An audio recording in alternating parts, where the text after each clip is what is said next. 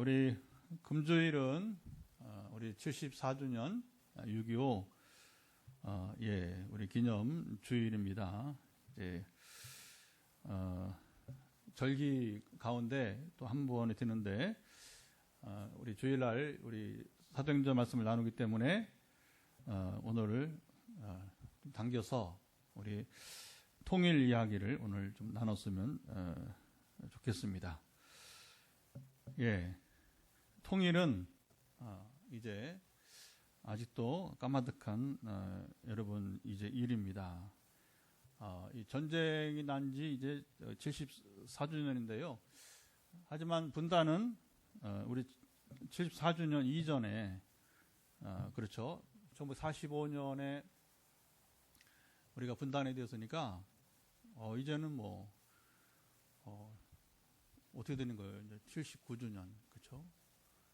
좋지 않은 이제 80년이 분단 80년사가 지금 그러네 내년에 그렇죠? 내년이면 이제 80년사가 되는데 아직도 통일은 우리에게는 까마득한 여러분 일입니다. 한반도 주변의 4대 강대국들이 통일을 아무도 동의해주지 않아요. 미국이 동의합니까? 러시아, 중국 이놈들은 더한 놈들이고 일본 가장 통일을 원하지 않는 나라 중에 하나 일본이잖아요. 이 4대 강국. 그리고 북한 체제는 분단이 있어야 그들 독재가 유지할 수 있고 남한은 어떤 남한은 여러분 우리 박정희 정권 이후로 사실 군사 독재 시절에는 군인들이 독재를 정치하다 보니까 분단 체제 속에서 군인들이 여러분 이제 그렇게 쿠데타를 열고 사람을 죽이고 이게 다시는 있어서는 안 되는 끔찍한 여러분 이제 가장 불행한 시대를 살던 우리 이야기 아니겠습니까? 그리고 이제 되게 서민들을 중심으로 한 정치인들은 통일을 위해서 애를 쓰는데 지금처럼 이 부자들을 중심으로 최근에 뉴스를 보면서 이게 참 안타까운 게 뭐냐면 여러분 이제 부자들에게 세금을 안 거두려고 그래요. 어떻게 세상에 여러분 잊지 못한 일을 벌이고 있어요. 미국은 부자들이 앞서서 세금을 내겠다고 하는데 한국은 이게 경제 후진국이에요. 경제 후진국. 이 가치관에서 후진국이란 말입니다. 부자들이 세금을 자꾸 이제 탈세하려고 하고 그래서 여러분 이제 이재용이도 보면 감옥에 갔다가 오고 하잖아요. 탈세 때문에 이제 뭐 함부로 이재용이라 말하는 나이도 그렇고 이제 삼성 회장이니까 하여튼 이재용 회장도 이제 얼마나 고생을 많이 해서 이게 세금 때문에. 근데 최근에 보면 우리 지금 현 정부가 종합소득세를 종부세를 이제 안 받겠다고. 그럼 세금 어떻게 누가 냅니까? 세금을 누가 내? 그러니까 이제 문제는 뭐냐면 우리 남한에서도 통일에 대한 그 재정적 부담 등으로 인해서 또 우리가 대가 지불을 하잖아요. 옛날 서독이 동독 통일할 때 얼마나 대가 지불을 많이 했어요. 그러니까 우리는 싫다는 거예요. 부자들이. 한국 사람들이. 그러니까 결국에 소위 말하면 부자편에 정치한 사람들은 그들을 따라야 되니까 통일 얘기를 하면 재미가 없어요. 왜냐하면 인기가 주니까. 이건 아주 사실적인 얘기예요, 여러분. 굉장히 가슴 아픈 얘기입니다. 지금 우리 사정이. 자, 주변에 4대 강국이 어떤 놈들도 어떤 나라도 통일 동의 안 해. 왜냐하면 국익에 유익이 안 되니까. 그러니까 미국하고 일본대로 분단에 대해 여러분 우리 우방이라고 하지만 그들이 이득이 있는 것이고 러시아, 중국은 더하고 러시아, 중국은 더 북한 체제가 있어야 그들의 공산 체제가 유지가 되고 그리고 이제 거기 마찬가지예요. 푸틴이나 시진핑 다 독재자들이잖아요. 그렇죠? 영구 집권하는 사람들이잖아요. 김정은만 그런 게 아니라. 그러니까 참 세상에 가장 이 악의 축이 모인 나라들 사이에서 있다 보니까 참 통일 어려운 과제가 되고 있습니다. 통일을 향한 방해가 사방으로 우겨싸고 있는데 자, 오늘 이스라엘 통일 이야기를 나눕니다. 자, 성경의 통일에 대한 유일한 말씀이 여기 여러분 있습니다. 하나님의 말씀이 에스겔에게 임했습니다. 자, 16절, 17절 한번 읽어볼까요? 자, 통일에 대해서 어떻게 말하는지 16절, 17절 시작. 인자야 너는 막대기 하나를 가져다가 그 위에 유다와 그짝 이스라엘 자손이라 쓰고 또 다른 막대기 하나를 가지고 그 위에 에브라임의 막대기고 요셉과 그 짝 이스라엘 온 족속이라 쓰고 그 막대기들을 서로 합하여 하나가 되게 하라. 내 손에서 둘이 하나가 되리라. 자, 이스라엘 분단 역사는 솔로몬 왕 이후에 남북으로 분단되었어요. 참 솔로몬 인생 참 뭐 누구는 전에 우리 친구 목사 설교하는 거 보니까 전에 이제 헌신 예배 초청했더니 이제 솔로몬 이야기를 의외로 하더라고요. 그러면서 이제 솔로몬의 인생은 절반은 성공, 절반은 실패다. 그게 뭐 맞는 말이지, 그렇죠? 처음에 막 어려서 이게 그 왕에 등극할 때는 얼마나 겸손해, 그렇죠? 또 아버지 다윗도 우리 아들이 지금 어리고 자기야 뭐 정말 이제 그 온갖 산전수전 공중전 다 겪고 다윗이야, 그렇죠? 왕권을 굳게 세웠지만 솔로몬은 어린 나이에 자기가 이룬 나라가 아니잖아요. 아버지의 나라를 이어받아야 되는데 걱정하잖아요. 하나님께 기도하고 이렇게 또 신하들에게 부탁을 하고. 자, 솔로몬이 이제 솔로몬 실정 말하자면 이제 후반부겠죠. 이제 아까 우리 친구 말에 의하면 후반부 인생의 이제 실정이 문제 발단이 되었습니다. 솔로몬의 세계사에서 최고의 영화를 누리며 그렇잖아요. 예수님도 뭐 솔로몬의 영화, 물론 이제 백합 얘기하면 이 백합꽃만큼도 못하다고 하지만 결국 예수님 비유에도 보면 솔로몬의 영화가 이 땅의 최고의 영화. 근데 그 영화를 누리며 이방 공주들을 아내로 맞이했습니다. 여인들이 혼자 오지 않죠. 이방 여인이 뭐와 같이 와요? 물론 뭐 수행원들도 있고 또 종들도 있지만 그게 우상 종교가 그 이방 종교는 다 우상 숭배잖아요. 그러니까 우상 숭배가 같이 여러분이 이제 그 이스라엘 땅으로 들어오는 거예요. 그러니까 하나님이 이스라엘의 가나안 땅에 들어갈 때에 너희들이 한 가지 뭐 해야 되냐? 뭐 해야 되냐 그랬어요. 그들을 다 죽이라. 어린아이까지 다 죽이라. 이게 진멸법이에요. 헤렘이라고 하는 진멸법인데 하나님 우리 잔인해요. 그래야 이스라엘이 우상 숭배에 빠지지 않고 이스라엘의 최고 위기는 어디서 오냐면 우상 숭배에서 하나님 가장 미워하시기 때문에 하나님의 다른 신이 있으면 안 되는 겁니다. 할렐루야. 그게 뭐 이스라엘만의 문제겠어요? 근데 솔로몬이 버젓이 하나님이 가장 미워하는 일을 행하게 된 거예요. 여러분, 아내를 이길 남편은 아무도 없습니다. 아내를 이기는 남편은 간 큰 남자가 아니라 이건 망하는 집안이에요. 망하는 집안. 100% 망해요. 100%. 근데 아내를 이길 남편은 없다는 거예요. 나이가 들면 더하고요. 솔로몬도 마찬가지였어요. 나이가 들면서 더군다나 문제는 뭐냐면 젊은 공주들, 젊은 아내들을 맞으면서 남편에게 자기들이 원하는 일을 한다는 거죠. 밤에 이부자리에서. 그걸 여러분 그러니까 그게 삼손만이 아니라 그걸 감당할 남자가 없는 겁니다. 하나님께서 두 번의 경고를 주는 거죠. 왜냐하면 이 젊은 아들의 요구를 따라서 우상숭배 자리에 솔로몬이 가서 같이 우상숭배를 아니 뭐 그 공주들이야 뭐 자기 종교 생활 한다고 하지만 이스라엘 왕이 그것도 다윗의 아들이 여러분 다른 사람 아니에요. 하나님 마음에 유일하게 성경에 합한 사람이라고 하나님 마음에 맞는 사람이라고 불리던 그 다윗의 아들인데 그 아들이 버젓이 우상숭배라니까 두 번이나 하나님께 솔로몬에게 경고를 주셨습니다.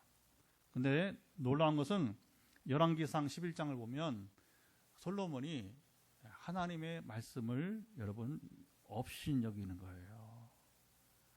경고를 우습게 여긴 거예요. 누구 말을 더 귀하게 젊은 아내들의 요구를 더 귀하게 여겼던 것입니다. 여러분 우리 인생의 위기는 언제 아세요?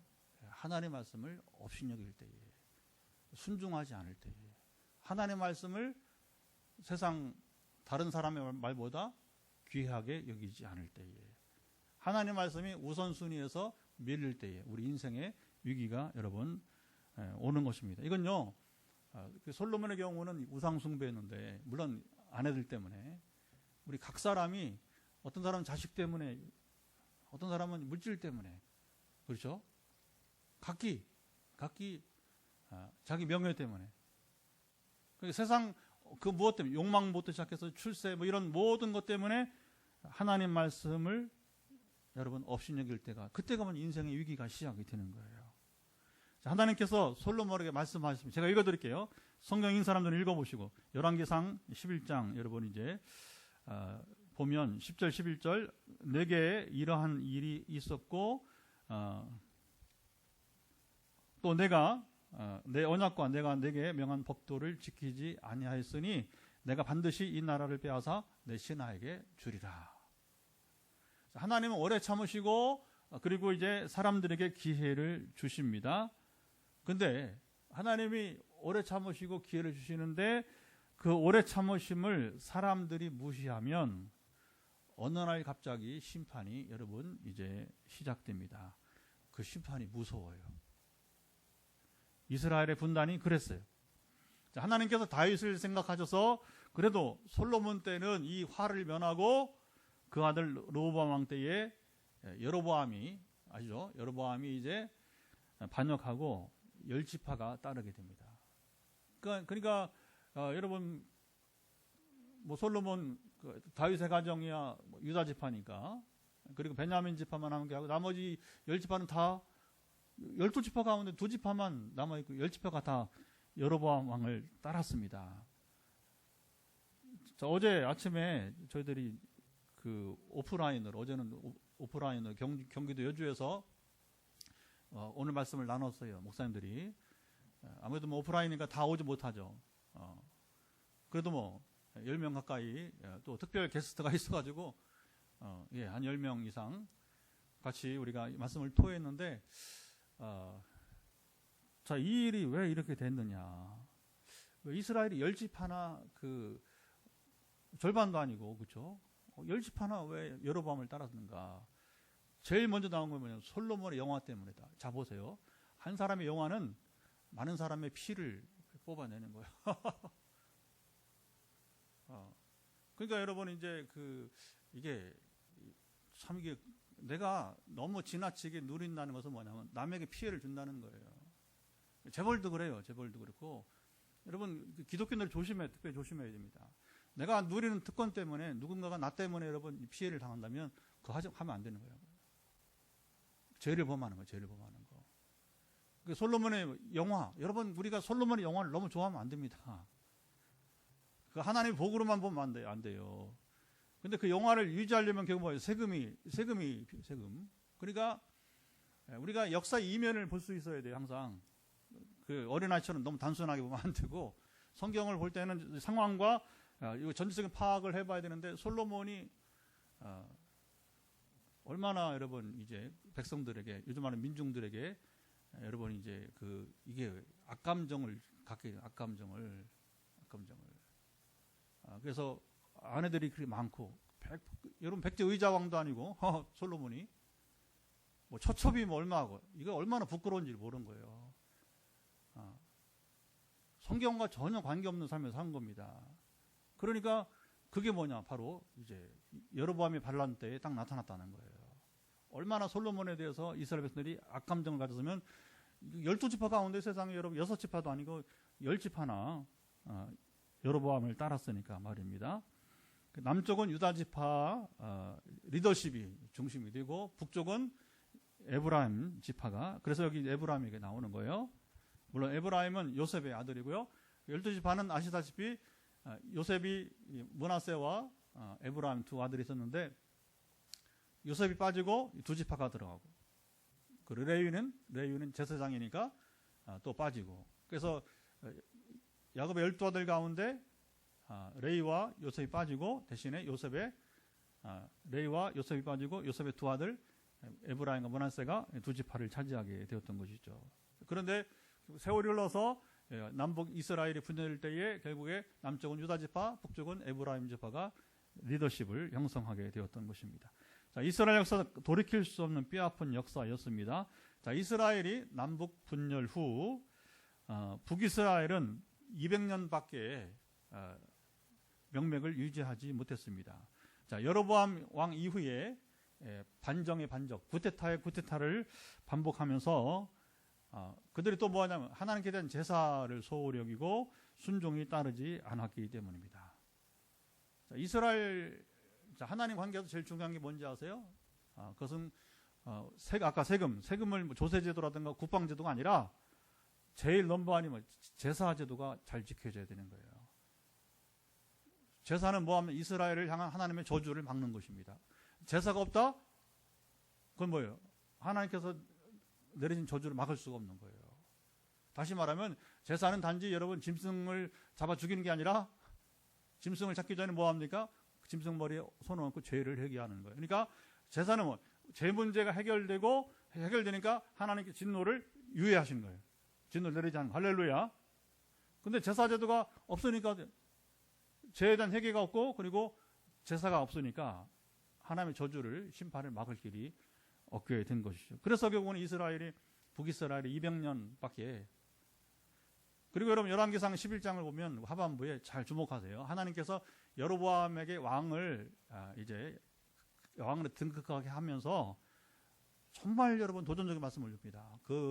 나중에 보세요. 열왕기상 11장 보면 네가 여로보암에게 다윗처럼 내 말에 귀를 기울여 순종한다면, 그러니까 다윗처럼 네가 산다면 너에게 다윗과 같은 복을 주겠다. 할렐루야.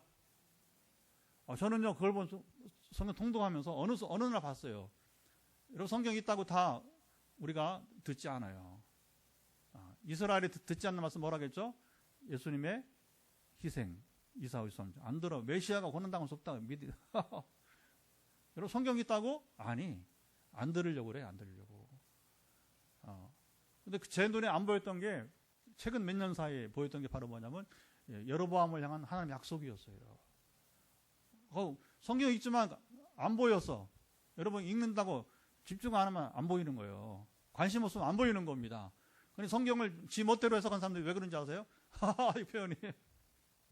지 멋대로 해석해요. 왜? 진짜 봐야 될 말씀은 안 보이거든. 그러니까 자기가 보는 것만 보는 거야. 그 엉뚱한 해석이 나오는 거예요.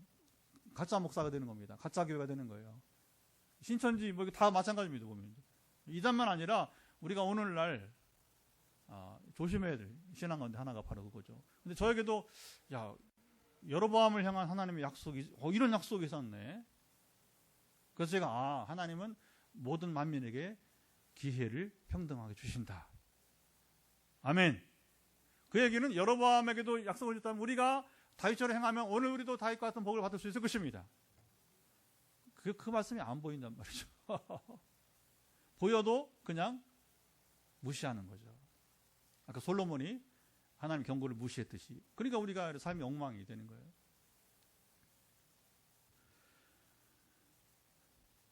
주전 722년 북이스라엘 왕국은 세계 최초의 대제국 아시리아의 멸망을 당합니다. 그리고 이미 이때부터 이스라엘은 포로 생활을. 그래서 이스라엘이 왜 세계에 살고 있느냐? 끌려갔으니까. 옛날 우리 고려인 일정 항정기에 러시아로 이제 사할린을 갔다가 또 이게 이제 러시아 이 정부가 옛날에 구소련이죠. 이제 한인들을 흩어버리려고 이제 중앙아시아로 끌고 가고. 사할린은 완전히 극동이고 말 그대로 중앙아시아는 러시아 중간에 있는 거예요. 오늘날 보면 이제 우즈베키스탄, 카자흐스탄 하는 그런 동네예요. 그러니까 나라가 힘이 없을 때는 그런 거예요. 이스라엘이 세계 만에 흩어져 산다는 건 자랑거리가 아니에요. 그만 고난의 세월이 많았다는 거죠. 근데 그 시작이 언제냐? 바로 북이스라엘이 멸망한 주전 722년부터 이미 이스라엘은 세계에 흩어져 살기 시작한 것입니다. 자, 남유다 왕국은 130여 년을 하나님께서 유예를 해줬어요. 우리 전에 많이 나눴기 때문에 여기 좀 짧게 할게요, 그냥. 그런데 130년 후에 하나님께서 유예기간을 줬음에 불구하고 같은 이유로 바벨론에 멸망당하고 또 그들은 또 바벨론의 포로 생활을 하게 되는 것입니다. 하나님이 남유다 왕국이 멸망하고 에스겔 때에 왜 여기 이스라엘 통일 비전을 말씀해 주셨을까요? 자, 이스라엘 향한 통일 비전의 말씀은 오늘 한반도 통일을 꿈꾸고 기도하고 애쓰는 데에게 큰 힘이 됩니다. 지금 아까도 말했지만 사실은 다수가 여러분 솔직하게 얘기합시다. 다수가 통일을 원치 않아요. 옛날과 달라요. 오히려 옛날에는 막 우리 반공의식 막 있고 할 때는 그래도 이런 대치 생활 끝내고 빨리 통일하자고 했어요. 그렇죠? 근데 세월이 너무 이렇게 오래 가니까 야, 통일돼도 문제가 된다 하면서 막 이제 그런 데까지를 하지 않을 것 같으면 안 되는 거예요. 근데 저는 지금 북한은 말할 것도 없고 남한도 이 통일 자세는 엉망이다, 빵점이다 그렇게 보는 거죠. 정말 이건 심각한 것입니다. 그런데 소수가 통일을 향한 준비를 하고 우리도 그렇잖아요. 포항 땅을 거룩하게 통일을 선봉. 그래서 이제 일부 성기적 교회를 지향하는 교회들이 통일을 지금 준비하고 있어요. 그 중에 또 어디냐면 숭실대학교에 우리 친구 교수가 책임 교수로 있는데 기독교 통일대학원이 있어요. 숭실대학교에. 그래도 이제 거기가 어디든 우리나라 최초의 대학이 평양에 있어. 원래 평양대학교에 있는데 그게 나중에 이제 학교 이름 바뀐 거죠. 그래서 옛날 평양에 있던 대학인데 그게 이제 결국 학교 이름이 바뀌게 된 거예요. 숭실대학으로. 그래서 어쨌든 출발이 북한에서 시작된 대학이란 말입니다. 옛날에 일제강점기에 우리 장로교 선교부에서 설립한 대학입니다. 예. 그러면서 이제 우리 친구 교수가 이제 이걸 주도해서 여러 차례 주기적으로 이제 부산에서 서울에서 막 세미나를 열고 그래요. 통일 세미나. 통일을 하려면 어떻게 북한을 알아야 된다 하면서 이제 그 정보원 우리 국가정보원 있잖아. 안기부 옛날에 국가정보원 출신들이 와서 또 정보를 말할 수 있는 범위 내에서 그 정보라는 건 중요하기 때문에 이게 조심스러운 거죠. 그래서 정보원 출신 중에서도 와서 세미나에 강사로 옵니다. 그래서 자기 정보에 참여하면서 공개할 수 있는 정보들만 북한 상황들을 이렇게 얘기하고 근데 바로 이 말씀을 왜냐하면 통일에 대한 말씀이 없어요 성경에. 그러니까 이 말씀이 이제 단골 본문을 가지고 이제 설교나 세미나를 하게 되는 것이죠. 자, 하나님은 이스라엘 통일 비전을 두 번 반복해서 말씀해 주셨습니다. 자, 16절에 이어서 19절 한번 읽어보죠. 19절 너는 곧 이르기를 주 여호와께서 이같이 말씀하시기를 내가 에브라함의 손에 있는 바 크게 읽으세요. 요셉과 그 짝 이스라엘 지파들의 막대기를 가져다가 유다의 막대기에 붙여서 한 막대기가 되게 한즉 내 손에서 하나가 되리라 하셨다 하고. 자, 에브라임은 요셉의 아들입니다. 아까 얘기했었죠, 그렇죠? 근데 혈통으로는 므낫세가 장자고 에브라임이 차자인데 야곱이 이제 할아버지죠. 할아버지가 이제 이 두 손자를 축복하는데 손을 이렇게 어긋맞게 해서 그렇잖아요. 이게 오른손이 원래는 므낫세를 거기 에브라임가 되는데 거꾸로 이 오른손이 이제 차자인 이제 에브라임이 가니까 요셉이 보기가 민망하잖아요. 그러니까 아버지 눈이 안 보이니까 아버지 잘못 보셨어요. 그러니까 손을 이렇게 억지로 떼서 이렇게 올바로 놓으려고 하는데 안다 내가. 야곱이 그래 안다. 알고 하는 거다. 예, 그래서 이 에브라임이 야곱의 유언대로 축복대로 장자 역할을 하게 되었어요. 이스라엘의 주권은 유다 지파로 장자권은 요셉 지파로 여러분 이어졌습니다. 요셉의 장자는 바로 이제 므낫세 대신 에브라임 담당하게 되었어요. 자, 역사 기록이 창세기부터 열왕기 그리고 오늘 본문 예언서까지 일관되게 이어집니다. 왜? 성경의 저자는 한 분이시기 때문에. 아멘. 성령님 물론 사람을 통해서 쓰지만 모든 성령의 감동으로 하나님의 영으로 감동된 사람들 복수지만 누굽니까? 주체는 하나님 성령의 감동, 성령의 지시를 따라서 그렇다고 뭐 기계적으로 쓴 건 아니지만 각 시대 언어 문화를 따라 다르지만 그러나 이 맥락은 흔들리지 않고 하나로 같다 하는 것입니다. 자, 이스라엘의 통일 비전을 하나님께서 에스겔에게 두 차례 보여주셨습니다. 그리고 하나님은 에스겔에게 준비한 막대기들을 이스라엘 백성들 앞에서 손에 잡고 두 막대기가 이렇게 합해가 되어 있잖아요. 그죠? 그렇게 사람들 앞에 보여주면서 막대기를 보여주면서 통일 비전을 선포하라고 말씀하셨습니다. 전에 우리가 막 우리 친구기소가 그거 하니까 막 부산에도 가고 문경에도 가고 막 또 서울도 가고 그랬어요. 그러면서 이제 그때 우리 통일을 준비하는 거니까 통일 비빔밥 만들어보고 비빔밥 위에다가 이제 이렇게 큰 솥에다가 한반도 지도를 그려놓고 그 다음에 비비는 거예요. 통일을 삼아하면서 여러 가지 해봤습니다. 그 막대기를 만들어서 실제로 남과 북에 막대기도 하면서 이렇게 붙여보기도 하고. 자, 17절에서는 내 손에서 하나가 되리라 하였고, 자 보세요. 17절에서는 내 손에, 그 이스라엘 손에, 내 손에서 하나가 되리라 했고, 19절에서는 하나님에서 내 손에서 하나가 되리라 말씀했습니다. 자, 하나님께서는 이 에스겔에게 같은 내용의 비전을 2번 반복해서 주시면서 여기 자 보시죠. 자, 2번 반복해서 비전을 주신 것은 여러분 의미가 있을 것입니다. 또 같은 내용의 통일 비전을 말씀하시면 한 번은 너희 손에서 이스라엘 손에서 한 번은 내 손에서 하나가 되리라 말씀하신 의미가 무엇일까요? 자, 예언서는 어느 책이나 동일한 형식이 있습니다. 여러분 예언서 읽을 때 두려워하지 마세요. 되게 예언서가 어렵다고 여기는데 어렵지 않습니다. 통독을 반복해 보세요. 여러분 그렇지 않습니다. 제가 통독 이제 지금 2달에 한 번씩 하면서 지금 이제 다시 오늘 아모스 절반까지 읽었어요. 아모스 절반까지.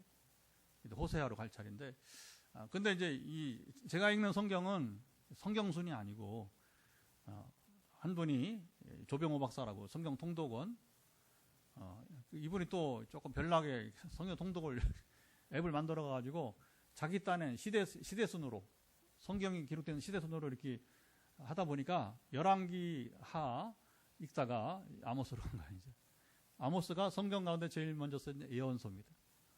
주전 8세기. 그다음에 호세아. 그 시대 순으로 이렇게 나름대로 편집을 해갖고 이제 하긴 합니다만은, 자, 예언서 어렵게 생각하지 마세요. 전반부에는 이스라엘의 죄를 고발하고, 마치 검사가 죄를 고발하듯이 이제 전반부 이스라엘의 죄를 고발하고 하나님의 심판을 경고해요. 이어서 하반부에는 이스라엘이 하나님이 주시는 징계 또는 심판을 받고 회개한 후에 그들의 임하는 소망을 이제 선포하게 됩니다. 회복이죠, 회복. 전반부는 부정적인 분위기가 짙게 드러나고요. 하반부 거꾸로 소망적인 메시지로 이제 넘치게 됩니다.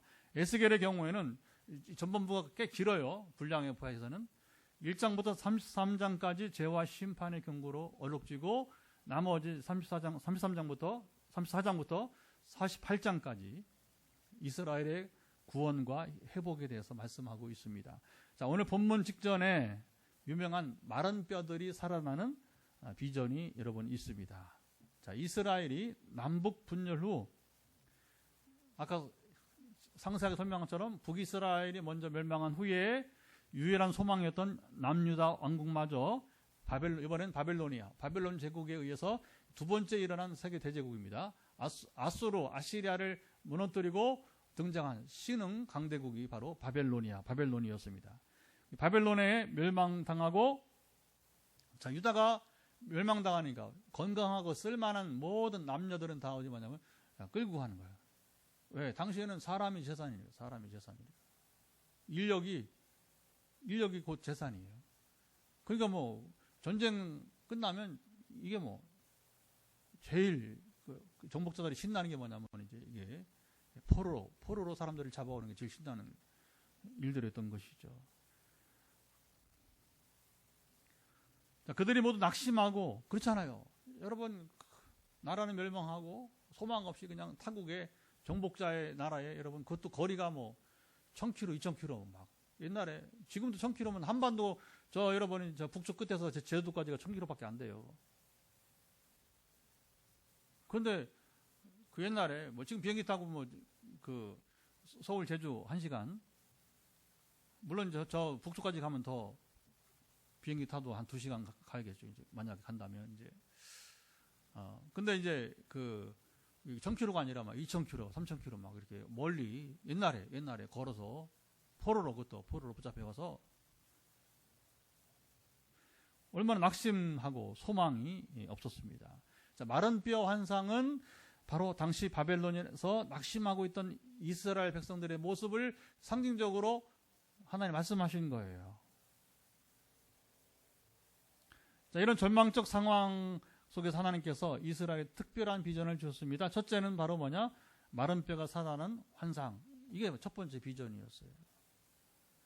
자, 여기 조심할 것은 뭐냐면 이제 비전은 하나님의 비전입니다. 이스라엘 비전은 아닙니다.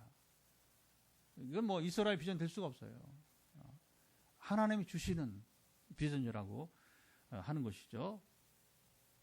그래서 죽은 뼈를 향해서 하나님이 에스겔에게 생기가 들어가서 살아나라고 선포하라고 하잖아요. 그렇죠? 그러면 마른 뼈가 사람이 되려면 어떻게 합니까? 살아나려면 거기에 힘줄이 붙고 그 다음에 이제 살이 가죽이라고 합니다. 살이 붙고 피부가 붙고 그 다음에 생기가 들어가서 살아나라 이렇게 선포하라는 거예요. 이건 뭐 사람으로는 불가능해요. 하나님에는 할 수 없는 것이죠. 철저히 하나님의 비전인 것이죠. 그러니까 이스라엘이 이렇게 다시는 소생할 수 없는 상황이 있었지만 그러나 하나님은 이스라엘을 소생하게 하실 것이다. 물론 뭐 이걸 가지고 어제 아침에도 우리 나눴지만 우리가 부활을 그렇죠. 이걸 보면 부활은 너무 쉬운 거 아니겠습니까? 아멘. 그 부활의 그림자로 볼 수도 있습니다만은 그러나 지금 우리가 일체적인 관찰은 바로 소망하는 이스라엘에게 이 죽은 이스라엘이 다시 살아날 것이다 하는 것이죠. 하나님 살리시겠다는 것이죠. 자, 두 번째 비전이 이스라엘 통일 비전입니다. 자, 이스라엘이 남북 분열된 후에 한 번도 생각하지 못했던 통일 비전입니다. 현재 우리가 통일을 꿈꾸지 못하듯이 말합니다. 여러분 지금 상황에는 정말 우리 꿈 자체가 안 돼요. 지금 우리 상황에서는 우리 아까도 말했잖아요. 이스라엘의 힘이나 우리 힘으로는 모두 불가능한 일이에요. 하나님은 통일 비전을 주시면서 21절 한번 보도록 합시다. 요 실제는 이따 다시 한번 21절 시작. 그들에게 이르기를 주 여호와께서 이같이 말씀하시기를 내가 이스라엘 자손을 잡혀간 여러 나라에서 인도하여 그 사방에서 모아서 그 고국 땅으로 돌아가게 하고. 자, 이스라엘 통일 비전이 이루어지려면 먼저 그들이 지금 포로 생활을 겪고 있는 죗값을 여러분 치러야 합니다. 하나님은 이스라엘 백성들의 형기 마치 징역살이 하듯이 그러니까 이스라엘 포로 생활은 징역 생활하면서 거기서 중노동을 하는 거예요. 마치 이제 북한 땅에서 교화소라고 하죠. 고생하는 사람들처럼 70년이 형기가 차면 70년 형기를 채우면 그들이 각기 잡혀간 나라에서 인도하여 고국 땅으로 돌아가게 하시겠다고 약속하셨습니다. 이것은 하나님만이 할 수 있는 유일한 비전입니다. 하나님을 70년의 시간이 지나서 바로 그 페르시아죠. 페르시아의 고레스 황제를 통해서 이 일을 하게 하셨어요. 고레스 칙령입니다. 하나님이 움직이시면 이것도 전에 여러 번 반복했으니까 그냥 바로 넘어갈게요. 하나님 역사하시면 이루시지 못할 일이 여러분 없음을 드러내신 놀라운 여러분 일이었습니다. 할렐루야. 역사에서 이런 경우는 여러분 없었습니다. 정복자가 피정복민들에게 자유를 주고 야 너희들은 자유다.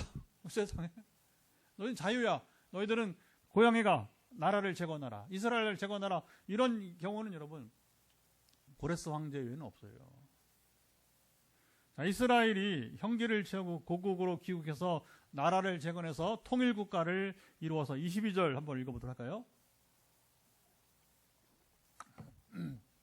22절 읽습니다. 그 땅 이스라엘 모든 산에서 그들이 한 나라를 이루어서 한 임금이 모두 다스리게 하리니 그들이 다시는 두 민족이 되지 아니하며 두 나라로 나누이지 아니할지라.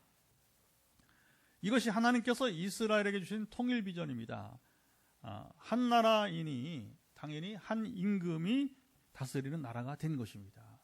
자, 이스라엘이 더 이상 두 민족, 두 나라가 되지 않게 되는 놀라운 여러분 비전인 것입니다. 우리도 그랬으면 좋겠어요. 그렇죠?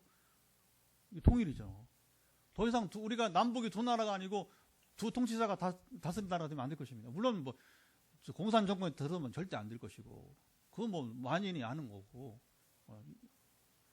자, 하나님의 비전은 이렇게 놀랍습니다. 이 비전은 이스라엘의 비전이 아닙니다. 이 비전은 비전은 하나님께서 우리에게 주시는 것입니다.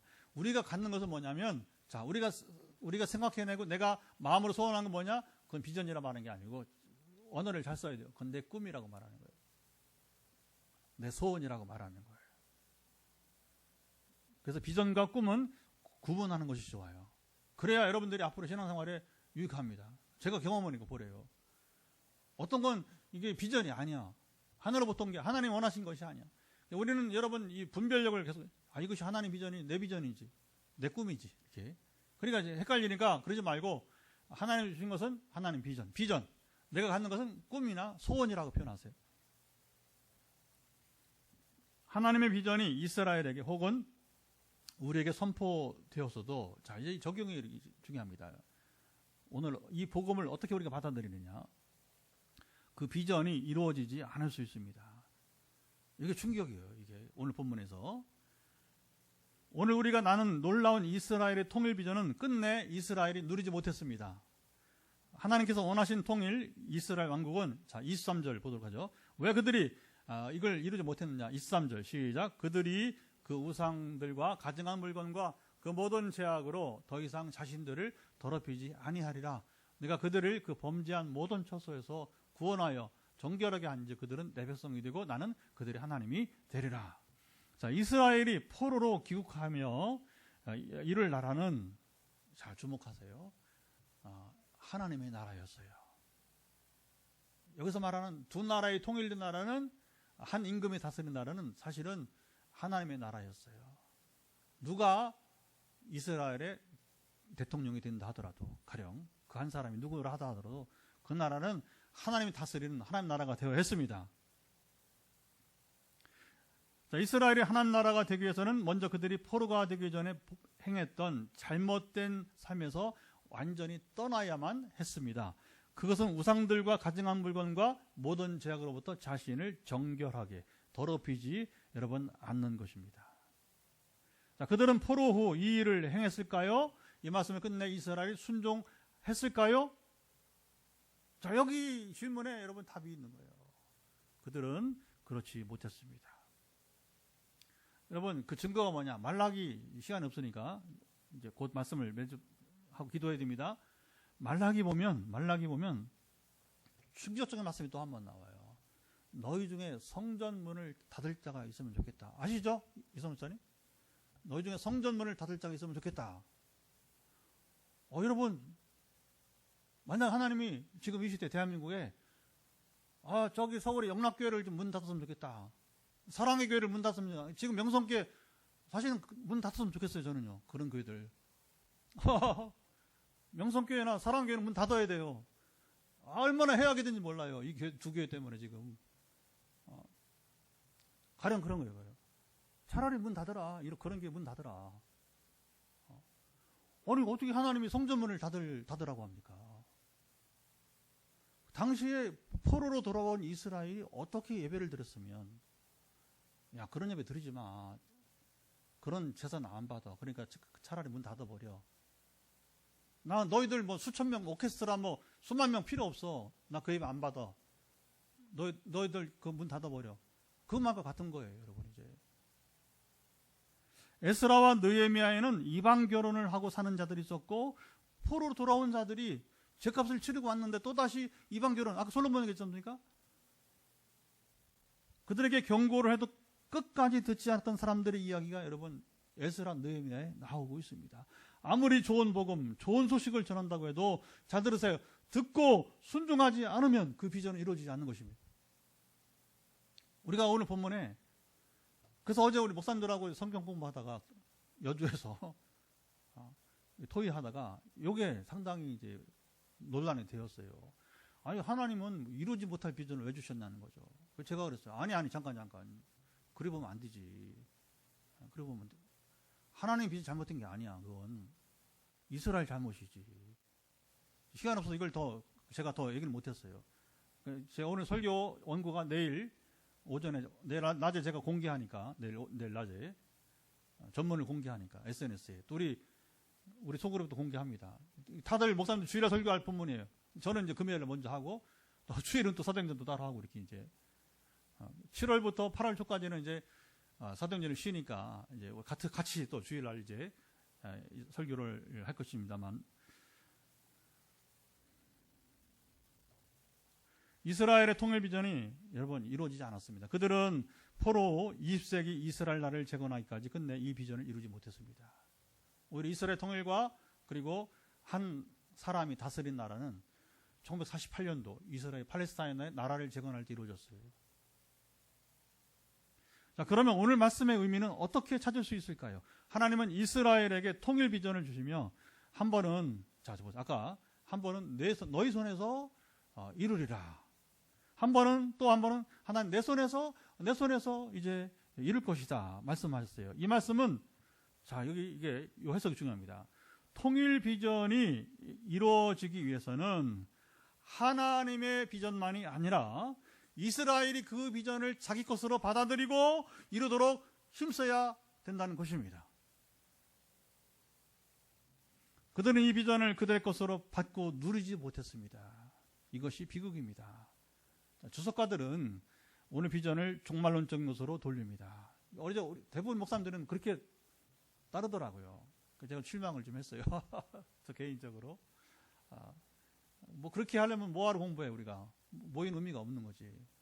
우리 같이 목사님들이 10명 이상 모이는 이유는 한 머리가 10머리가 되자고 한 건데, 그런 좀 실망이 좀 있었습니다. 어제는 늘 있는 건 아니고요. 자, 24절 이하에 다윗이 통일된 나라를 다스리는 비전이 이어집니다. 다윗은 이미 죽었고 이 비전은 궁극적으로 그리스도를 통해서 이루어질 영원한 이스라엘, 하나님의 나라라고 해석하는 것입니다.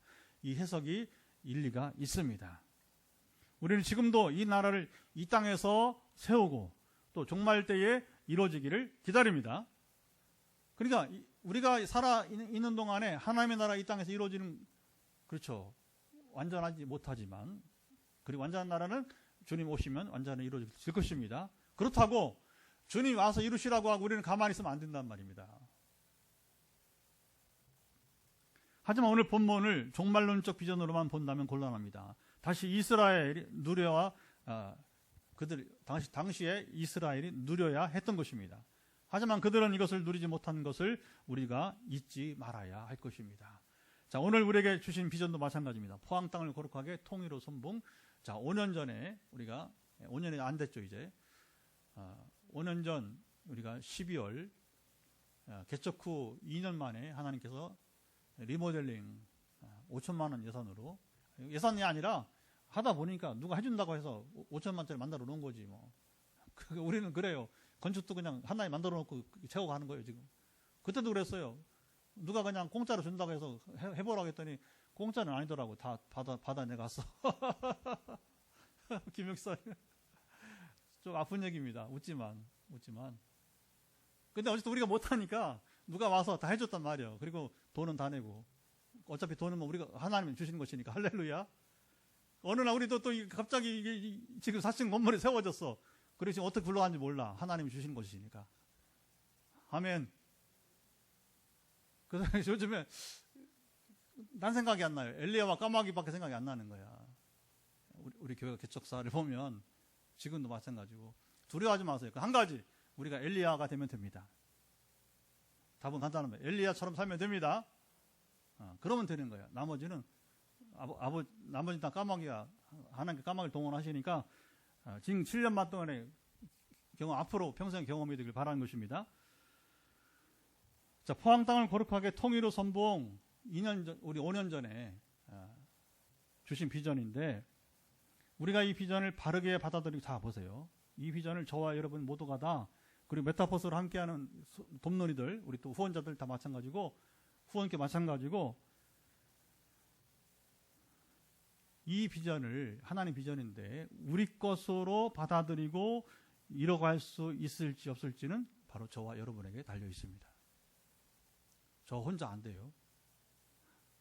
물론 하나님 저를 지도자로 세우신 동안은 제가 중요하죠.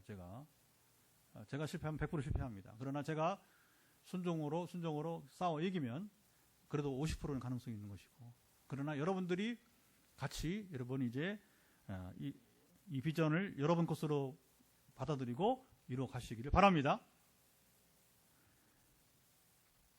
우리가 사는 날 동안에 말씀에 순종하고 살면 이 비전은 우리 시대에도 여러분 이루어질 수 있습니다. 안 되면 다음 세대에 또는 종말론으로 똑같이 이스라엘처럼 연기되는 것이고요. 그런데 굳이 왜 이 말씀을 하느냐? 우리는 이뤄보자 하는 겁니다. 이스라엘은 이루지 못했는데 우리는 이뤄보자. 아멘.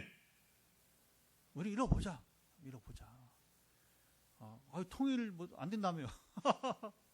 그건 우리의 사정이에요. 하나님 비전, 하나님 이루시면 이루어질 것입니다.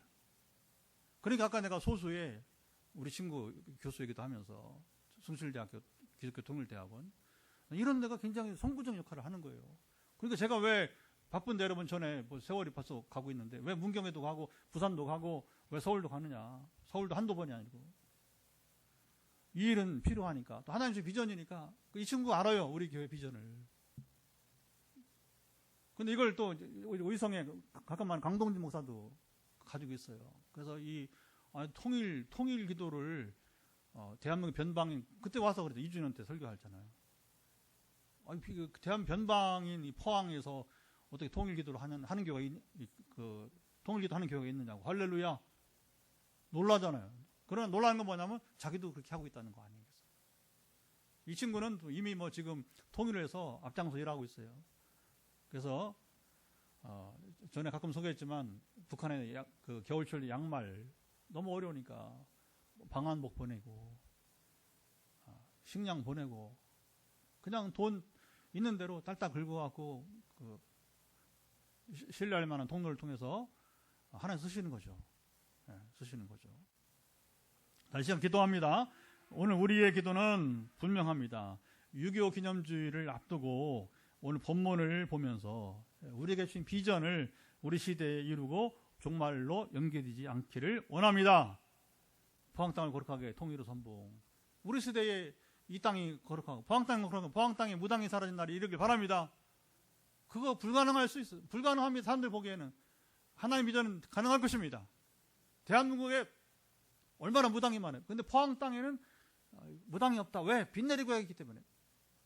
빚내리교회 영권에 눌려서 여기 점이 안 쳐진다.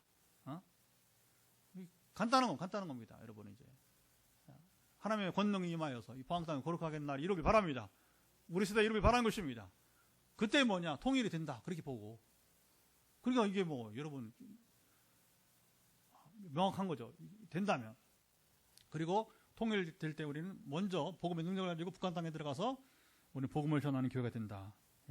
같이 기도합니다. 하나님 아버지, 오늘 이제 74주년 6.25 기념주의를 내일 모레 앞두고 통일에 대한 유일한 말씀, 우리 에스겔 37장 말씀, 이것은 바로 이스라엘 향한 그 포로기에 그들이 참으로 이제 극심한 상황에서 그들이 참 큰 고통 가운데에서 아무 소망 없을 때에 마른 뼈가 살아나는 환상에 이어서 통일되어 한 임금이 다스리는 한 나라가 될 것을 선포한 이 비전. 그러나 아무리 좋은 복음도 그들이 듣지 않고 자기 것으로 이제 이루지 못한다면 아무 소용이 없는 것이고, 아무리 좋은 비전도 하나님이 주셨지만 뜻하셨지만 우리가 받아들여서 내 것으로 삼고 이루지 못한다면 아무 소용이 없는 것. 주님, 포항 땅을 거룩하게 통일로 선봉, 심히 두려운 마음으로 우리가 말씀을 나누고 기도합니다. 우리 세대에 이제는 하나님 비전만 남고 다음 세대로 이제 연장되거나 종말로 연결되지 않고 우리 세대에 이루어지기를 원하나이다. 이루시옵소서. 이어서 기도하는 것은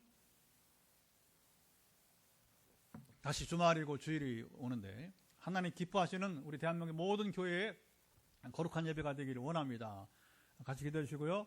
다시 사도행전 이제 우리가 이번 주일까지 나누고 또 7월부터는 이제 우리가 또 이제 한 달 반 정도 또 쉬게 됩니다. 사도행전은. 그래서 사도행전 선포가 되게 하시고 초대교회를 세우신 성령의 능력, 성령께서 오늘 이 시대에 우리 빛내리 교회를 세우시고 침체되어가는 기성 한국교회를 다시 일으켜 세워 주옵소서.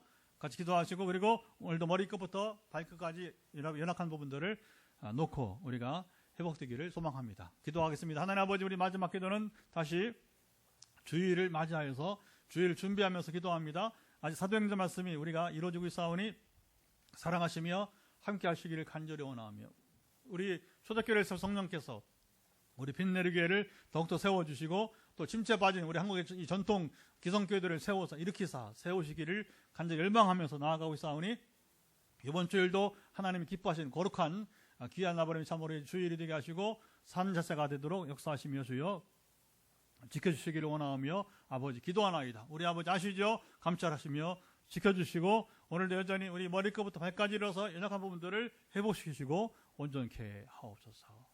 하나님 감사합니다. 이제 분단 74주년, 아니 전쟁 후 74주년, 분단은 이제 79주년, 내년에 80년이 차게 되니 여전히 우리 땅은 통일에 대한 비전이 없습니다. 아니 꿈꿀 수도 없습니다. 하나님 비전 외에는 우리가 어떤 소망도 없습니다. 주변 4대 강국이 다 악한 나라들이고 북한 체제는 더 그렇고 우리 남한조차도 이 통일을 감당할 비용과 부담감 때문에 설득 누구도 정치인들 나서지 못하는 모습을 보게 됩니다. 주님, 일부 살아있는 우리 영적인 사람들만이 우리 교회처럼 통일을 꿈꾸고 기도하고 싸우니 하나님의 비전이 되게 하시고 이루시옵소서. 역사해 주옵소서. 다시 주의를 맞습니다. 아버지, 주님이 기뻐하신 거룩한 제사가 되게 하시고 우리 대한민국의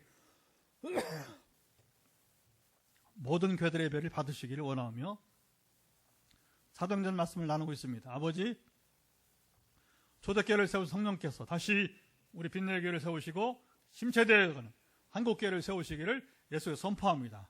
그대로 이루어지이다. 그리고 마지막 오늘도 우리가 힘을 내어서 기도하는데 머리끝부터 발끝까지 일어서 연약한 부분들 회복될지어다. 역시 사람의 생각으로는 불가능해 보이는 모든 암병으로 시작해서 모든 지금 절망 가운데 있는 것들, 마른 뼈가 살아나는 환상이 있듯이 우리 생각으로는 불가능한 하나님은 이루실 것을 믿음으로 도전하는 자에게 기적이 임하기를 예수 그리스도로 선포합니다. 이미 암환자 1, 2, 3 회복과 아버지 하면 참으로 이제 완전한 일상생활로 회복이 이루어지고 있는데, 주님 아시죠? 그러나 아직 고통 가운데 있는 또 암 환자들이 여럿이 있습니다. 이제는 4, 5, 6 주님 계속해서 이 암병이 주님 낫고 회복된 날이 이르기를 예수를 선포합니다. 그러나 충격은 암으로부터 해방된 1, 2, 3번이 아무도 증거자가 되지 못하고 있습니다. 하나님나라에서 자기 몸을 들여 헌신하지 못하고 있습니다. 보너스 인생을 제대로 살지 못하고 있습니다. 우리가 절망합니다. 과연 치유 기도를 해야 되는가? 우리 화요 말씀 치유 집회를 해야 되는가? 금요 기도도 마지막 이 기도를 해야 되는가? 그러나 다시 힘을 내어 나갑니다. 이제 4, 5, 6번, 7 지금부터 낫는 분들이, 지금 아직 우리 네트워크에서 우리 메타버스로 함께 하는 분들이 낳고 증인이 되게 하옵소서. 자기 몸을 하나님께 드리는 삶을 사는 자가 나타나기를 예수에 선포합니다. 저는 일꾼이 필요합니다. 증인이 필요합니다. 하나님의 이름을 위해, 그 영광을 위해서 이제부터 암 환자들을 고치시고 기회를 주옵소서. 여로보암에게도 기회를 주신, 네가 다윗처럼 살면 다윗과 같은 복을 주겠다. 물론 여로보암은 그것을 누리지 못했습니다. 아버지, 지금 고통 가운데 있는 사람들이 다윗처럼, 저는 여로보암은 기회를 부여받고 있사오니 기회를 부여받고 다윗처럼 삶으로 질병이 나을 뿐만 아니라 하나님의 이름을 높여드리는 삶을 살아가게 하옵소서. 머리에 종양부터 눈에 지금 부담감, 모든 눈의 약품들 눈 밖으로 배출될지어다. 갑상선 회복될지어다. 갑상선 암, 이제 남아있는 지금 전이된 갑상선의 암은 소멸되기를 예수가 선포한다. 몸체로부터 분리될지어다. 각종 이제 염증으로부터, 만성위염으로부터 장염, 그리고 이제 비형 간염, 간경화를 고친 중에서 비형 간염 낫게 하시기를 예수를 선포합니다.